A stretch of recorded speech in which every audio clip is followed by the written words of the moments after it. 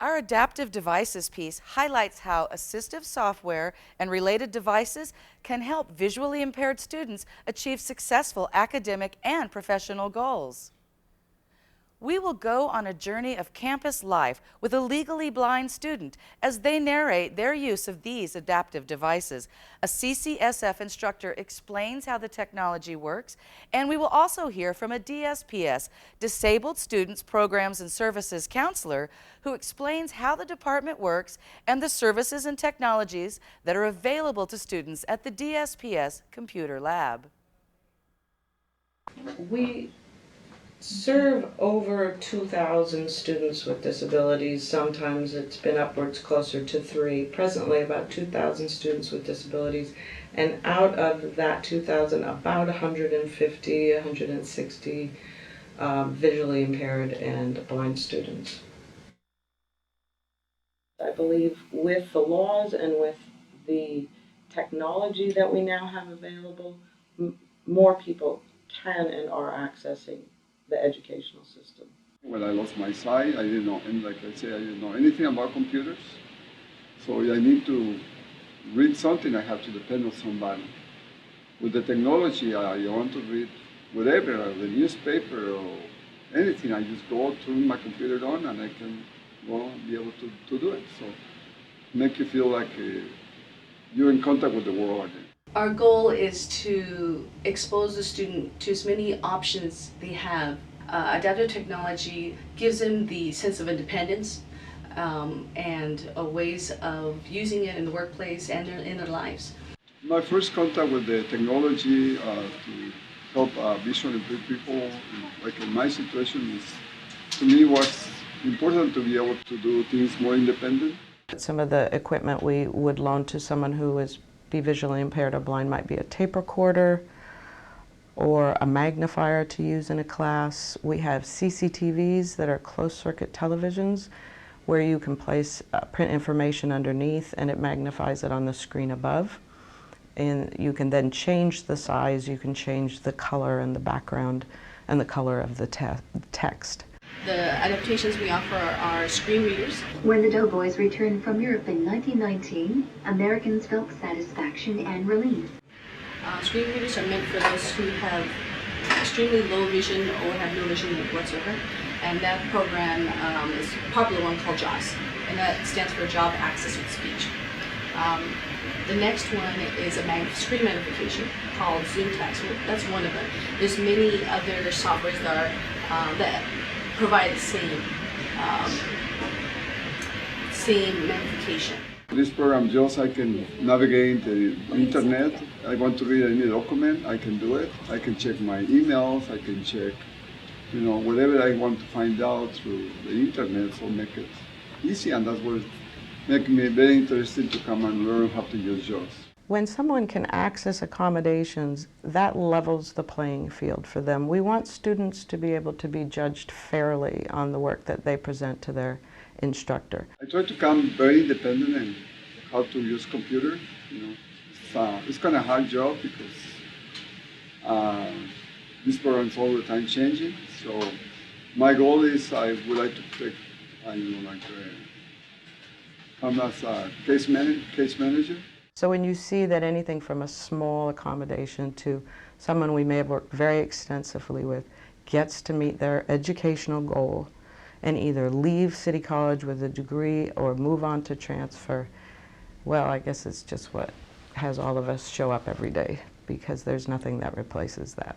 I've seen many success stories. Students have come with no skill and have moved on and gone to UC Berkeley, got their BA, master's, and really walking testimonials. I have a student now who is considering going to Southern California. So impressed. The student who has the whole world in front of him and doesn't need to see in order to be involved in this world. And if you would like to access DSPS assistive devices, DSPS is open to all CCSF students from Monday to Thursday, 8 to 4, and Friday, 8 to 2:30.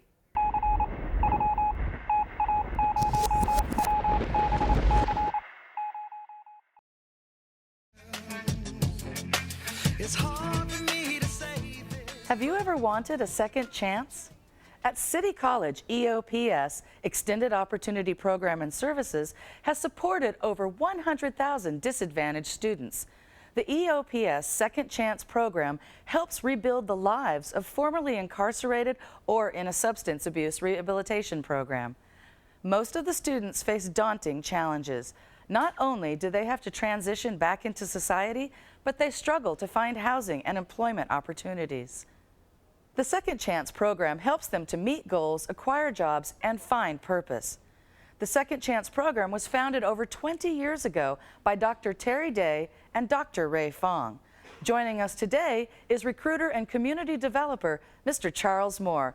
Now to start, can you tell me what your role is at the Second Chance program? I'm the recruiter and one of the first that individuals will meet coming to the program. Now, can you briefly tell us what the Second Chance program offers to the eligible students? Yes. First and foremost would be the academic counseling, and we all understand the importance of that as it relates to education. And then we have the book voucher program, where we assist them in the purchase of their books. Last but not least is the transportation to and from the campus. Those are the essentials. Now, we actually visited participants from Second Chance, so let's go now to see what they have to say about the program. My name's Derek. I'm 27. I'm currently in the EOPS Second Chance program. I'm also Second Chance peer advisor. I made mistakes in the past, and I've done like 4.5 years in prison. And then after I got out, while inside, I found out about Project Rebound at San Francisco State, and the guy over there referred me to Second Chance here at City. And so that's how I found out about the program. It's a pretty awesome program. We have our own peer counselor. Being part of EOPS, we get the priority registration. We get book vouchers, and specifically within Second Chance, we also get transportation scholarships, and we also get a laptop scholarship.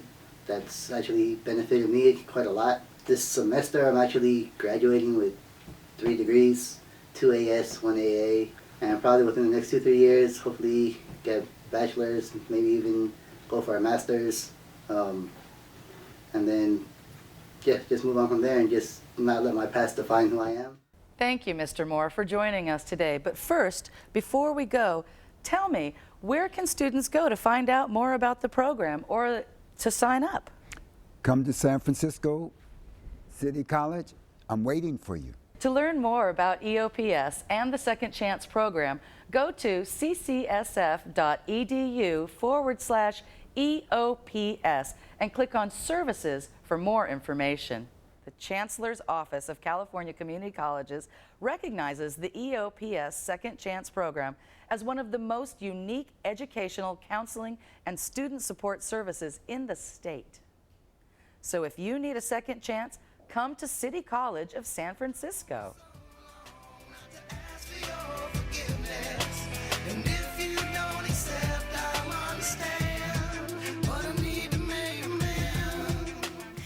Balance for a Busy Life follows Irina Kivolio, a City College of San Francisco student, at her journey to instill balance into her busy life. They will demonstrate some easy-to-do yoga techniques to bring calm into a hectic schedule. Irina interviews Suvani, an instructor here at CCSF. Stress affects all of us, whether it's work or school or home life, the hustle and bustle of the world around you. It's hard to avoid.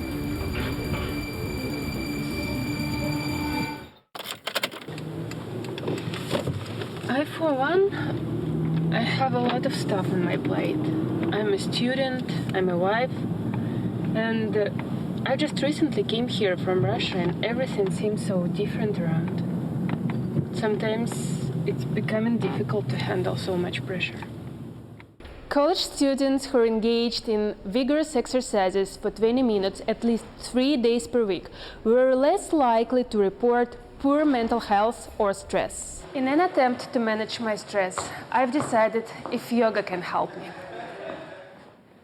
In my search to find balance and relaxation in my life, I've decided to reach out to Suvani, who is a yoga teacher at City College of San Francisco. Hi, Suvani. Hello. How do you think yoga can help me deal with stress? We practice yoga postures, different movements of the body that help to stimulate the vital energy in the body, creating a feeling of well-being, better health, more energy. And it's also very helpful for the mind through the yogic breathing exercises, help to calm the mind and bring relaxation to the nervous system of the body.